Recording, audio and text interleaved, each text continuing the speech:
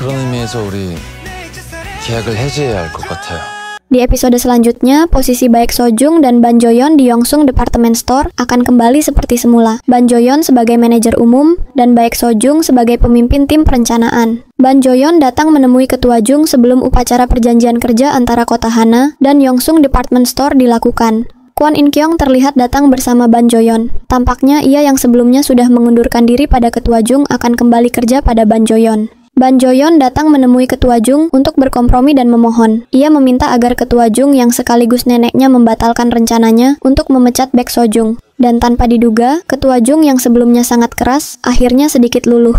Ia menyetujui permintaannya dengan sebuah syarat yang harus dilakukan Ban Joyeon. Tanpa pikir panjang, ia menyetujui persyaratannya, dan posisinya sebagai manajer umum tim perencanaan telah kembali seperti semula. Jadi Ban Joyeon dengan percaya diri masuk pada detik-detik acara akan dilakukan, di mana ia mengenalkan dirinya sebagai manajer umum sehingga semua perhatian beralih padanya. Setelah itu, Ban Joyeon pergi menemui Baek Sojung untuk menceritakan semuanya. Ia menuturkan bahwa ia harus membuat proyek pembaruan sukses. Karena sadar bahwa persyaratan yang diberikan Ketua Jung sulit, maka Baek Sojung mempertanyakan mengapa Ban Joyeon bersedia menerima persyaratan yang menurutnya tidak masuk akal. Ban Joyeon lalu memberinya jawaban bahwa ia tidak keberatan untuk memberikan segalanya untuk Baek Sojung. Keesokan harinya mereka bersama-sama memasuki kantor dan teman-temannya dengan senang hati menyambut kedatangan Baek Sojung kembali. Pemandangan itu juga membuat Ban Joyeon ikut merasa bahagia. Mereka lalu bekerja sama untuk mensukseskan proyek pembaruan itu, di mana Baek Sojung mengingatkannya untuk tidak menanggung semuanya sendiri, karena mereka telah berjanji untuk mengandalkan satu sama lain agar tidak merasa kesepian. Keberadaan Baek Sojung benar-benar membantu Ban Joyeon.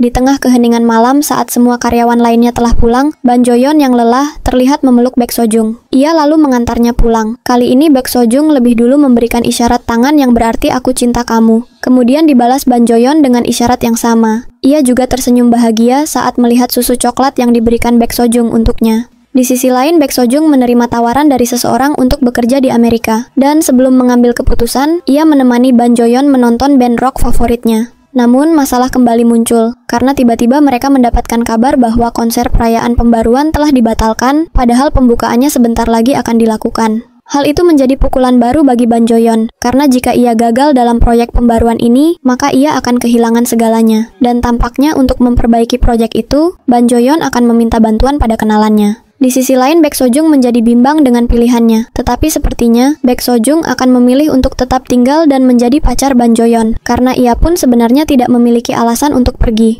Sementara Ban Joyeon juga akan terus mendukung Baek Sojung apabila ia memilih untuk mengejar karirnya. Di akhir, Ban Joyeon mengatakan bahwa mereka harus membatalkan kontraknya. Menurut kalian, kontrak apa yang dimaksud Ban Joyeon? Apakah itu kontrak tentang pekerjaan, atau mungkinkah itu isyarat bahwa ia akan memberikan status baru pada Baek Sojung dan melamarnya?